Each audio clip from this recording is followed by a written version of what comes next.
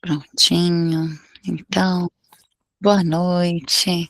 Boa noite a quem está presente aqui agora. Bom dia, boa tarde, boa noite a quem está assistindo esse em qualquer outro momento, qualquer outro horário. Hoje estamos aqui reunidas para celebrar o aniversário de Kuan Yin. Agora, quem é esse ser que a gente está celebrando? Me diga quem está aqui, Maria, Gislene, vocês já ouviram falar dessa ser, dessa consciência? Sim? Juanim, não ouvi falar.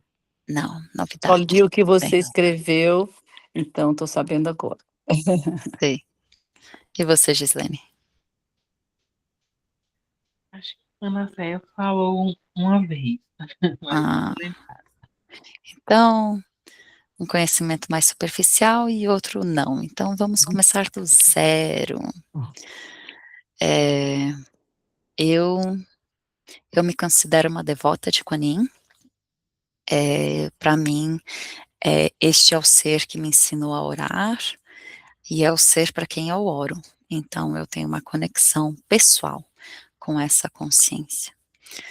Mas eu gosto sempre de sentir e trabalhar a minha espiritualidade como um todo, olhando, eu entendo que nós, assim como eu vejo a espiritualidade, que nós todos somos um, todas as consciências de luz são uma, são apenas como se fosse um arco-íris, né, uma cor específica daquele espectro, né, como se fosse uma frequência específica dessa luz branca que é o todo, né. Então, se a luz branca vem, atravessa um prisma, atravessa a gente, né, atravessa qualquer coisa que precise atravessar, ela vai refletir ali todas as suas possibilidades. Então, eu vejo a espiritualidade dessa forma, é por isso que eu, né, busco não ter nenhum preconceito contra, né, nenhuma religião, nenhuma espiritualidade, porque eu entendo que todas elas estão apenas vendo com seu prisma, né, estão enxergando aquela frequência daquela forma, né, sabendo chamar por aquele nome, usando aquela oração. Então, eh, dando essa introdução, como que eu me conectei com Kuan Yin? Eu era uma pessoa que não trabalhava sua espiritualidade, no sentido que eu acreditava que existia, sempre acreditei desde pequena, desde a minha criação, e que, assim, somos seres na carne e que existe algo para além dessa carne, né, e que existe algo maior, mais puro, mais sagrado do que, né, nossos pensamentos humanos. Mas não era algo que me chamava atenção, não era algo com que eu me conectava, não era realmente algo que eu sentava para orar, sentava para fazer uma reza. Eu já tinha ido em diferentes cultos de diferentes religiões, diferentes missas, e sentido uma presença, um preenchimento, em diferentes lugares, mas eu não sentava e tinha essa prática pessoalmente, né. E aí, coisas aconteceram, eu acabei conhecendo o Reiki me trouxe esse conhecimento de prático, de realmente sentir a energia em mim, no outro, conseguir viver e saber que era verdade, essa consciência de ser canal, né, de ser como antena, de transmitir algo maior do que eu, porque o reiki é isso, né, quando eu faço reiki em alguém, não é minha energia que está acontecendo ali, é algo que vem para além de mim, que trabalha naquela pessoa, né, que não é a Daphne, não é a energia contaminada da humana Daphne, né. Então, assim, porque eu só deixo passar, quanto mais limpo estiver meu canal, quanto mais consciente eu tiver, quanto mais minha mente estiver quieta, em estado meditativo, mais dessa pura energia eu vou conseguir transmitir. Mas ela não depende de mim, ela não nasce em mim. Então, o reiki se alinhou muito com minhas crenças, mas ainda assim eu não tinha uma prática que eu realmente, né, devocional, por assim dizer. Os anos se passaram e eu conheci uma prática energética que se chama o Magnified Healing. E o Magnified Healing tem esse nome em inglês, porque nasceu nos Estados Unidos, mas, o ele é uma prática espiritual, sim, de de conexão, né. Ele não é uma religião, mas ele pede uma, não vou dizer que ele pede uma devoção também, mas ele, assim, ele pede um ritmo, ele pede uma constância. Então, para a gente viver essa prática alinhado, então o que que a gente se alinha? A gente se alinha com o nosso eu divino, a gente se alinha com o nosso pilar de luz, a gente se alinha com o Deus que há, né, em todos nós, o Altíssimo Deus do Universo, esse é o termo que se usa no Magnified Healing, mas nesse sentido de Deus que eu falei no começo, de como eu entendo que todos nós, né, todos os deuses são Deus, né, todos estamos nesse barco juntos. E aí, vivendo essa prática, a gente se conecta mais, cada vez mais com o nosso eu divino, né, com nossa espiritualidade. E aí o ser que veio trazer, né, o ser mensageiro, que veio trazer essa prática para o planeta Terra e veio ensinar essa prática para o planeta Terra, não é quem criou essa prática, mas é quem só, né, mensageiro, foi esse ser Kuan Yin. E aí, eu nunca tinha ouvido falar dela até o dia de eu fazer esse curso. Não era, é isso, nunca tinha ouvido falar, não sabia que era, mas tem, quando a gente faz o Magnified Healing, tem umas cartinhas que Kuan Yin escreve para quem se inscreve, e numa dessas cartinhas é isso, assim, tipo, ela fala: "Você não está aqui por acaso, você está fazendo essa prática porque eu te chamei, você está aqui porque é isso, eu te chamei para estar aqui, então você respondeu, você escutou e você respondeu esse chamado". E eu não sei explicar de maneira racional, eu sou muito racional, mas é nesse momento que minha fé realmente se pronuncia, porque eu não consigo explicar, eu só sei que eu sinto, fez sentido para mim, eu tô aqui me emocionando só de falar, eu sinto Kuan Yin, quando esse ser veio e falou comigo, eu senti, pela primeira vez na minha vida eu senti, eu escutei, né. E e é isso, quando eu estou em oração, quando eu preciso pedir algo, quando eu sinto que eu preciso, é com Kuan Yin que eu falo. E Kuan Yin é um ser de pura compaixão, né, o que eu escrevi ali no grupo, são muitos os nomes para se referir a essa energia, e eu entendo realmente como energia compassiva, dessa compaixão em ação, e compaixão é aquele passo a mais, não é empatia. Quando a gente sente o que o outro sente, a gente sente empatia, né. Quando a gente, né, se compadece de algum sofrimento que o outro está ali sentindo. A compaixão não, a compaixão é algo ativo, é algo que a gente tem uma ação em cima disso. A gente não só sente e daí, tipo, às vezes na empatia a gente sente e sofre o sofrimento que o outro não é, empatia às vezes não é legal quando a gente leva para esse caminho. E é como muitos de nós, muitas vezes, a gente acaba ficando doente, porque a gente se desgasta demais, a gente se doa demais para a nossa família, para os nossos familiares, ou, né, com coisas no mundo, né. Eh, a compaixão é uma ação que você não se você você não desgasta. Você só cresce, sabe, você só traz o que há de melhor, porque de novo, esse o que há de melhor não está contido nessa carne física. O que há de melhor é essa luz que a gente é, que a gente traz, e quando a gente conecta nela, não tem como desgastar, porque assim como o universo é infinito, nossa luz é infinita. E quando a gente se lembra disso e a gente simplesmente deixa fluir o que há de melhor em nós, que é só nós, esse nós mais elevado, a gente não está fraco. E aí quando a gente deixa fluir essa compaixão às vezes ela vem como uma, às vezes vem como um colo, deixa eu conectar aqui, às vezes ela vem como um colo, às vezes ela vem realmente como um cuidado, às vezes ela vem como um corte, às vezes a compaixão ela é tipo assim, tipo, tira isso da sua vida, isso não está te servindo mais, né. A compaixão ela não é passar a mão na cabeça, não é só porque, eh ela é acolhedora quando precisa ser acolhedora, não quer dizer que ela também não vai dar esse corte quando o corte é necessário. A compaixão, ela sustenta, ela corta, ela ajuda a direcionar, às vezes uma palavra compassiva, uma ação compassiva, vai ser falar aquilo para aquele amigo, familiar, colega, cliente, que falar aquilo que ele não está querendo ouvir, mas que ele precisa ouvir, sabe. Às vezes é uma direção, só que é uma direção, de novo, quando a gente tem que ter clareza desse canal, de que a gente não está trazendo uma coisa poluída pelo nosso humano, pelo nosso mental, pela nossa racionalidade, que sim, está vindo algo dessa nossa luz, né. E é isso que compaixão é, a compaixão ela vem.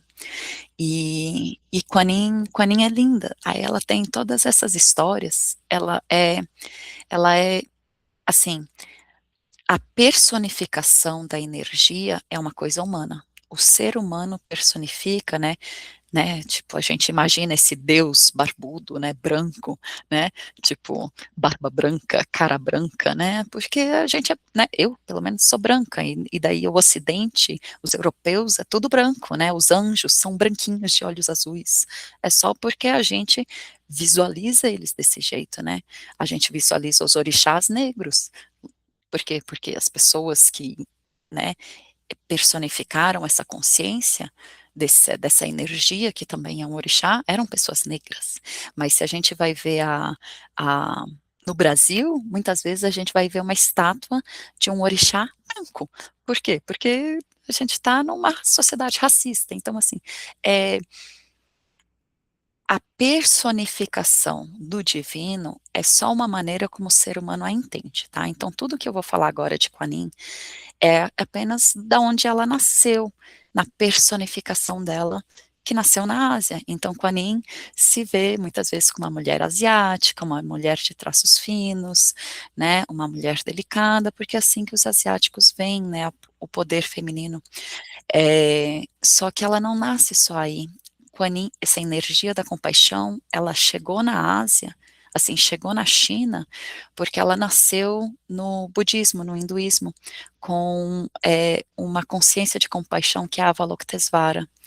Eh, Outro dia eu trago aqui de mantra o Sutra do Coração, que é um sutra lindo, e tem um mantra muito poderoso, e quem conta esse mantra é a Avalokitesvara, que é o ser de compaixão. Então, qual que é a história desse ser? Como que ele nasce no planeta?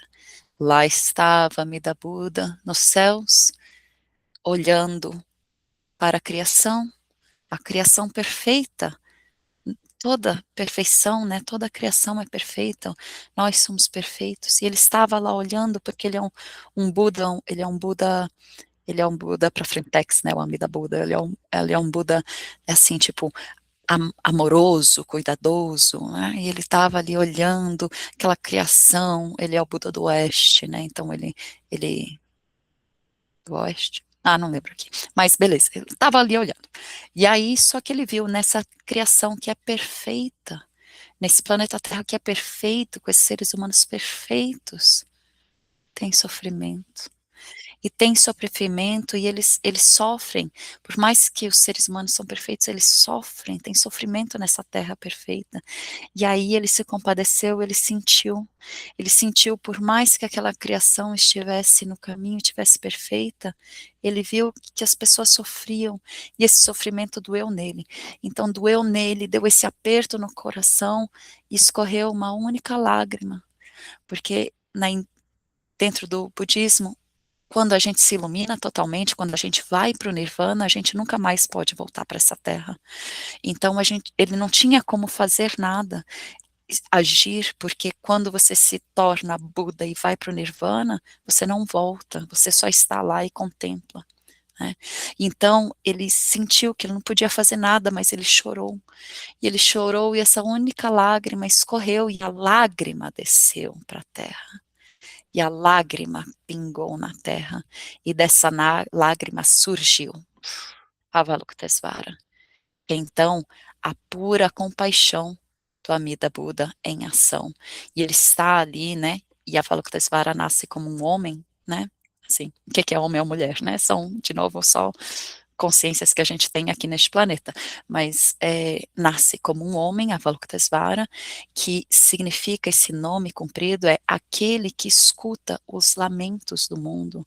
Então, Avalokitesvara escuta toda palavra de sofrimento, toda voz, todo sofrimento, cada vez que a gente fala, cada vez que a gente chora, cada vez que a gente pede, que a gente clama, é Avalokitesvara que está escutando, porque ele escuta todo o sofrimento.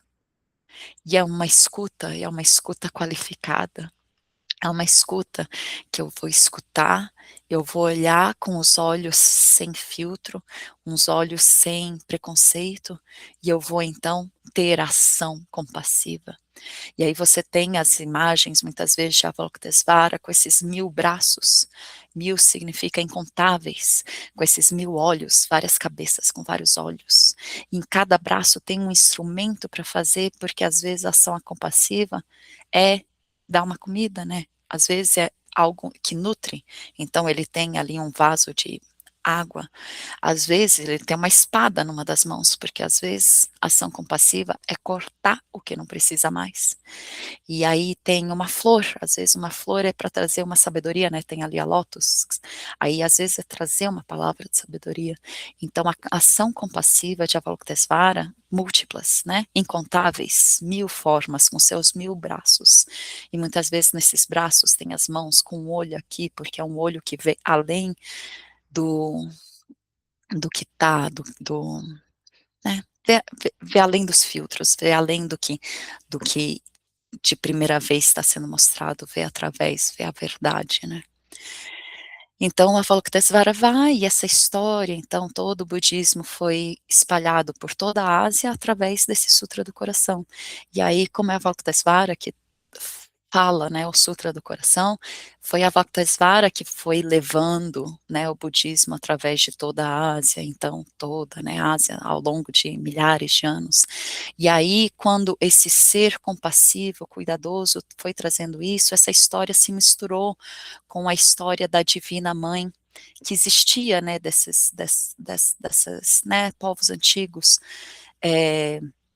e essa mãe divina que morava na caverna, essa mãe divina que, tipo, que era cuidadosa, que, tipo, que, né, mãe de todos os filhos e tal, essa história, essa mãe divina se misturou com a Avalokitesvara, né, as histórias foi virando uma só, o sutra foi sendo traduzido para o chinês, e no chinês, aquele que escuta os lamentos do mundo, a tradução fica Quan Chi Yin, e aí esse nome, Quan Chi Yin, que eventualmente se tornou Kuan Yin.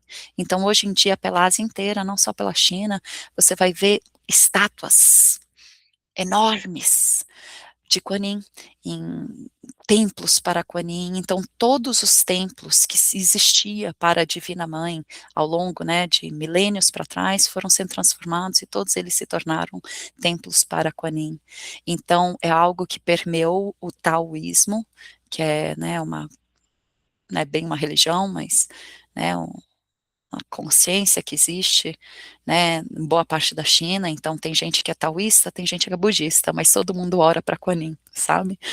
Foi para o Japão, ela se tornou Kanon, e de novo também tem gente que é shintoísta, tem gente que é cristão, e daí eles estão indo no templo de Kuan Yin, sabe? Porque ela se tornou tipo a grande divindade da Ásia. Então é para Kuan Yin que se ora e que se faz. Então hoje se celebra o aniversário de Kuan Yin, porque o aniversário, ela não é uma pessoa, né, na mesmo jeito que os orixás não são pessoas, são consciências, são forças, Kuan Yin como consciência, o aniversário de Kuan Yin é como se celebrasse o nascimento da compaixão em nós, o nascimento da compaixão no planeta, né, então, o aniversário é isso, é o dia que a gente nasce, né, então, se celebra isso. E aí tem 3 datas, teremos meditações em todas elas, que, né, adoro Kuan Yin, o aniversário de Kuan Yin, a ascensão de Kuan Yin e a consagração de Kuan Yin, que são esses momentos da compaixão. Então, quando a compaixão nasce, quando a compaixão se estabelece, e quando a compaixão, tipo, se coloca para servir, porque Kuan Yin, né, Avalokitesvara, e o conceito de Bodhisattva, que é um conceito dentro do budismo, nasce pela ação compassiva de Kuan Yin, que foi, ela se iluminou, ela chegou nesse estado último de iluminação, de se tornar de novo, de se fundir de novo com a luz, só que na porta, ali para entrar para o Nirvana, quando estava quase para entrar, porque ela finalmente conseguiu, né, autorização, porque se elevou totalmente para voltar e retornar à plena luz, ela olhou para trás e viu que ainda existia sofrimento. Então, o que que Kuan Yin fala? Kuan Yin fala, até que a última pessoa neste planeta ainda esteja em sofrimento, eu não vou ascender. Então, ela ficou lá com o pé na porta, assim, mantendo a porta aberta e com os braços trazendo as pessoas para, né, a iluminação, para a ascensão. Então, ela vai ser, tipo, a última pessoa, ela vai, tipo, fechar a porta, quando todos nós nos elevarmos, né. Então, esse voto de Bodhisattva é um voto que existe no budismo, que qualquer um pode fazer, que é esse também, enquanto houver sofrimento, eu vou, né, ser essa pessoa que vai permitir que outras pessoas se iluminem para que eu seja, para que eu vá depois, sabe? Então é um voto de serviço. Então na terceira data a gente celebra a consagração, essa consagração do serviço, né? Então muito bem, falei um monte, né? Então, ai, tô aqui mexida. Mas vamos lá. Vamos agora para a meditação. Alguém gostaria de trazer alguma coisa antes da gente começar e entrar para o silêncio?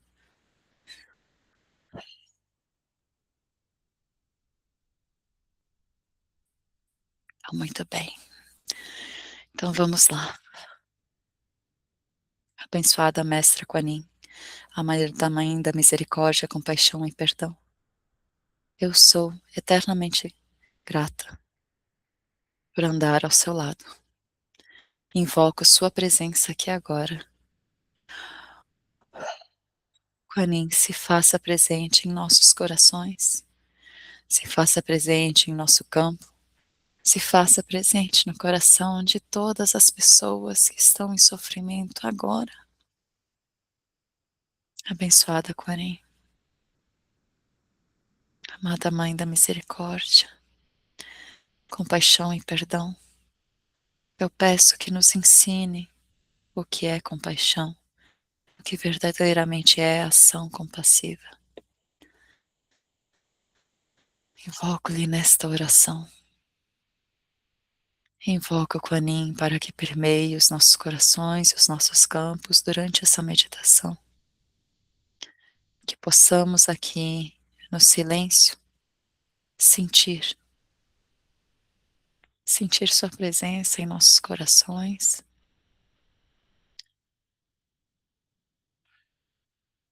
sentir a energia da pura compaixão que permeia todos nós e que existe neste planeta. Abençoada Kuan Yin, amada Mãe da Misericórdia, Compaixão e Perdão, eu agradeço sua presença nessa prática.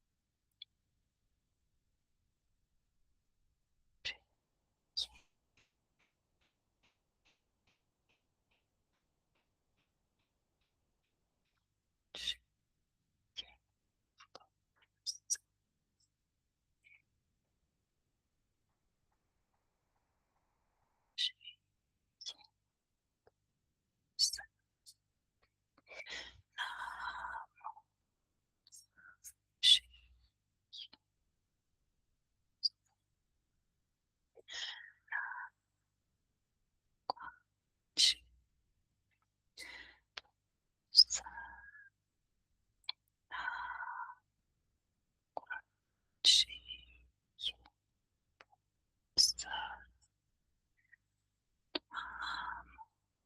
Quan Shin Pusa.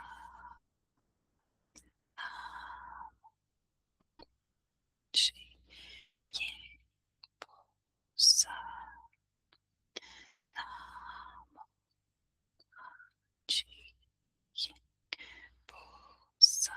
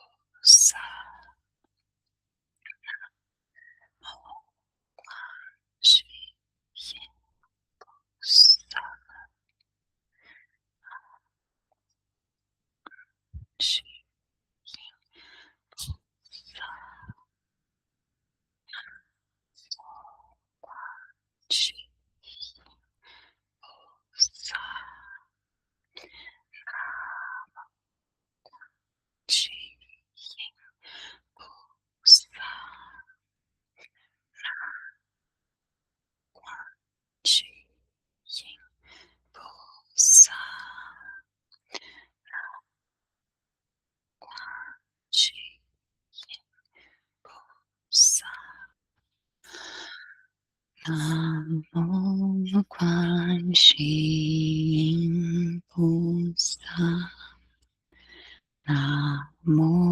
Namo Quan Shin Pusa.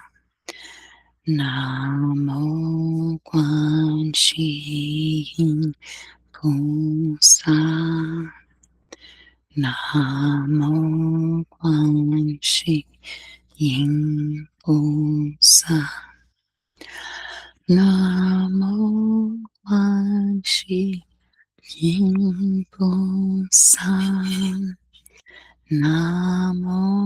Quan Shin Pusa.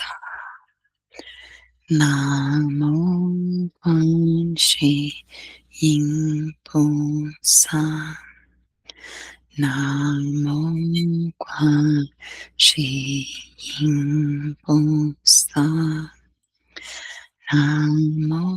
Quan Shin Pusa. Namo Quan Shin Pusa. Namo Quan Shin Pusa. Namo Quan Shin Pusa.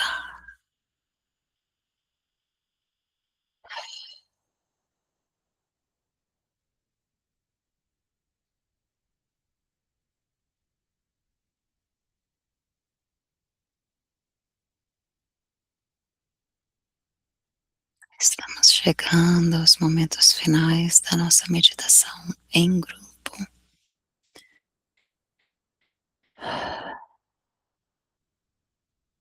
Como sempre, peço àqueles que desejam continuar meditando, continuem.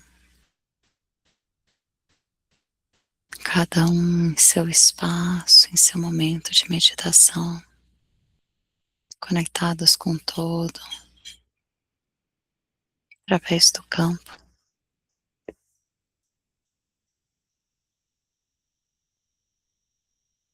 Eu agradeço a oportunidade de todas e todos aqueles que meditaram comigo. É sempre um prazer participar desses grupos de meditação.